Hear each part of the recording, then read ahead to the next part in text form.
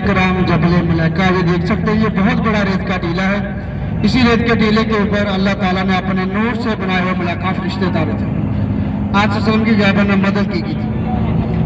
मक्का और मदीना के रास्ते में सेंटर में जाता है एक रेत का बहुत बड़ा टीला, देख सकते हैं। 1450 साल गुजर गए, इस रेत के टीले को आज भी इसी तरह मौजूद है जी। ये बहुत लंबा है, 5-6 किलोमीटर लंबा है ये। जैसे गाड़ी जाती जाएगी आपको साथ दिखता जाएगा ये साथ। तो जज कराम, ये थी हमारी बदर शरीफ के मकामात की ज़ियारत जो अभी ख़त्म हुई अल्हम्दुलिल्लाह। अभी हम रास्ते में जाते हुए एक होटल पर रुकेंगे, वहाँ पे खाना खाएंगे।